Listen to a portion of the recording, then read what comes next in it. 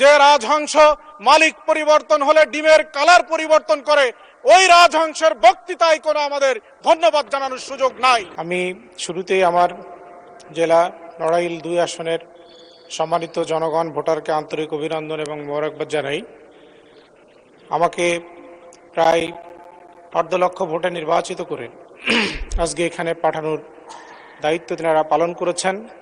মাননীয় স্পিকার, আজ এখানে দাঁড়িয়ে আমি বলতে চাই যে আমার নির্বাচনী এলাকা লোহাগাড়া, সেখানে প্রায় ৬টি ইউনিয়ন মধুমতি নদী ভাঙনের শিকার এবং বাড়িগুলো, গ্রামগুলো এক এক করে হারিয়ে যাচ্ছে। সেজন্য সেখানে অতি দ্রুত ভাঙন রোধে কার্যকর পদক্ষেপ গ্রহণ করা দরকার। সেখানে অনেক মেধাবী ছাত্রছাত্রী আছে, কিন্তু তারা দেখা যায় যে বিভিন্ন পাবলিক ইউনিভার্সিটিতে ভর্তি পরীক্ষায় তারা গুরুত্বপূর্ণভাবে ভূমিকা রেখে এবং সেখানে তারা মেধা তালিকায় স্থান করে নেয়, কিন্তু দেখা যায় যে সেখানে অনেক গরিবের সন্তান আছে, তারা আসতে পারে না। আশপাশে সব জায়গায় আমাদের পাবলিক ইউনিভার্সিটি আছে, কিন্তু নড়াইলে কোনো ইউনিভার্সিটি নাই। আমি সেদিকে সেটা দাবি রাখতে চাই। আজ নড়াইলে সরকারি একটি পলিটেকনিক কলেজ প্রয়োজন। আমার নির্বাচনী এলাকায় নড়াইল সদরে ১০০ শয্যা বিশিষ্ট একটা হাসপাতাল আছে। সেই হাসপাতালে এখনও প্রায় ৪০০ মতো রুগী, ৫০০, আমি গতদিন গিয়েছিলাম, ৫৩৬ জন রুগী সেখানে ছিল। বারান্দায় তারা বসে থাকে এবং শুয়ে থাকে, মশার কামড়ে তাদের জীবন অতিষ্ঠ।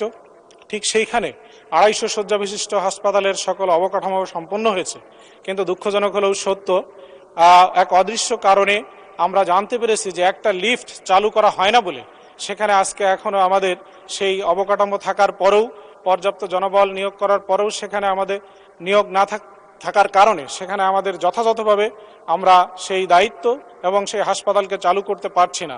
সম্মানিত মাননীয় স্পিকার, আজকে আমাদের এই ছোট্ট জেলা, সেখানে মানুষের অনেক অবদান আছে। এখানে বিশ্ব বরেণ্য চিত্রশিল্পী এস এম সুলতানের সেই জন্মস্থান এবং তার মাধ্যমে বিশ্বের মানচিত্রে বাংলাদেশে অনেক পরিচিতি পেয়েছে, কিন্তু সেই এস এম সুলতানের নামেও একটি ইউনিভার্সিটি হওয়ার কথা ছিল, সেটাও আমরা আজও পাইনি।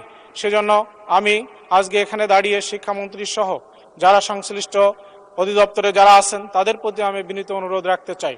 সম্মানিত মাননীয় স্পিকার, আজকে আমরা যারা এখানে আছি, আজ যদি রাষ্ট্রপতির প্রাসঙ্গিক ভাষণের ব্যাপারে আমি কথা বলতে চাই, তাহলে আমার ছাত্র জীবনের একটি কথা মনে পড়ে যায়।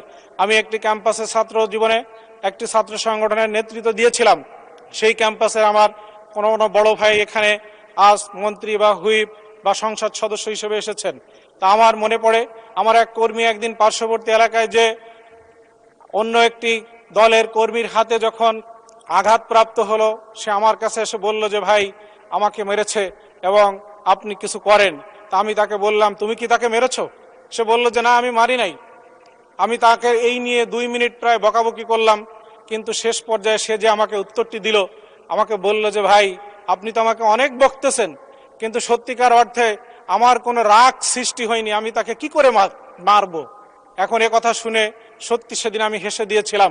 তা আজকে মাননীয় রাষ্ট্রপতি এখানে যে বক্তব্য রেখেছেন, সেই বক্তব্যের প্রতি অন্তর থেকে আমার কোনো ভালোবাসা এখানে তৈরি হচ্ছে না, এই কারণেই যে এই রাষ্ট্রপতি বিগত সময়ে ফ্যাসিজমের সকল কার্যক্রমকে বৈধতা দিয়েছিল এবং এই রাষ্ট্রপতিকে আজ যারা ধন্যবাদ জানান, বিশেষ করে আমার বন্ধু সংগঠনের যারা এখানে আছেন, আজকে ট্রেজারি বেঞ্চ থেকে যারা ধন্যবাদ জানান, আমি মাঝে মাঝে খেয়াল করে দেখি যে ওনারা কেউ যদি একজন একটু বেশি ধন্যবাদ জানিয়ে ফেলেন, পাশের জন মুস্কি হাসি দেয়, তিনিও ভাবেন যে না, এই ধন্যবাদ জানানো হয়তো আমাদের জন্য ঠিক নয়।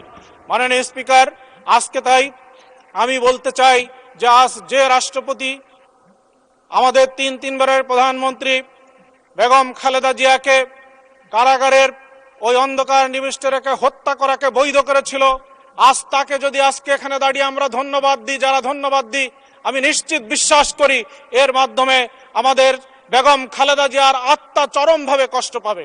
সেজন্য আজ যারা আমাদের এই দায়িত্ব পালন করেন, আমি সেই বন্ধুদেরকে অনুরোধ করব যে নিশ্চয়ই আমরা হিসাব নিকাশ করেই আমাদেরকে কথা বলা দরকার। মাননীয় স্পিকার, সময় শেষ হয়ে আসছে, আমি একটু সময় আপনার কাছ থেকে কামনা করি। মাননীয় স্পিকার, আজ এখানে আমরা দেখতে পাই যে আমার মনে পড়ে, আমি ছোটবেলায় সংসদের অধিবেশন রেডিওই শুনতাম, বিজ্ঞ পার্লামেন্টেরিয়ান যার সন্তান হুম্মাম কাদের চৌধুরী আজ এখানে এসেছেন। আমাদের সেই সালাউদ্দিন কাদের চৌধুরী মরহুম শহীদ সালাউদ্দিন কাদের চৌধুরী মাননীয় সদস্য 2 মিনিটে শেষ করেন, 2 মিনিট।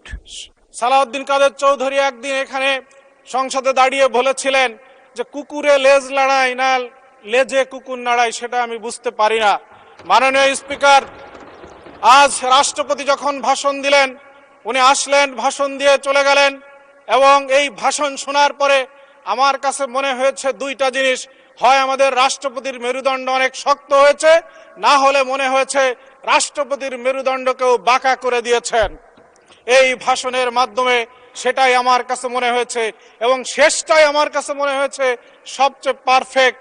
কারণ আমাদের মাননীয় স্বরাষ্ট্রমন্ত্রী ওখানে দাঁড়িয়ে সেদিন বলেছিলেন, রাষ্ট্রপতির একটা আদেশ সম্পর্কে উনি জিজ্ঞাসা করেছিলেন যে রাষ্ট্রপতি আপনি কে আদেশটি দিয়েছিলেন, তখন রাষ্ট্রপতি নাকি ওনাকে আনসার করেছিলেন যে আমি তো দিতে চাই নাই, আমাকে দিয়ে দেয়ানো হয়। এই ঘটনাকে বর্ণনা করতে যে মাননীয় স্বরাষ্ট্রমন্ত্রী বলেছিলেন রাজহংসকে জোরপূর্বক ডিম্ব পড়ানো হয়েছে।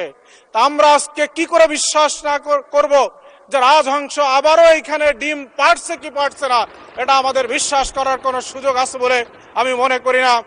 তাই আজ যে রাজহংস মালিক পরিবর্তন হলে ডিমের কালার পরিবর্তন করে, ওই রাজহংসের বক্তৃতায় কোনো আমাদের ধন্যবাদ জানানোর সুযোগ নাই।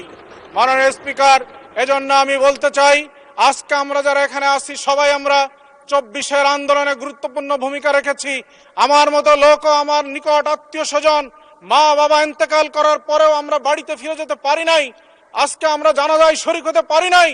আজকে সেই জায়গায় দাঁড়িয়ে যে সংসদ গঠিত হয়েছে, সেই সংসদে একজন আর একজনের যদি বিরুদ্ধে কোনো ভূমিকা রেখে আবার ফ্যাসিজম এইখানে কায়েম হয়, তাহলে নিশ্চিত এই দেশের 20 কোটি জনগণ আমাদেরকে কখনো ক্ষমা করবে না। সেজন্য যার যার জায়গায় দাঁড়িয়ে আমাদেরকে অত্যন্ত গুরুত্বপূর্ণ ভূমিকা রাখা দরকার বলে আমি। ধন্যবাদ মাননীয় সদস্য, ধন্যবাদ।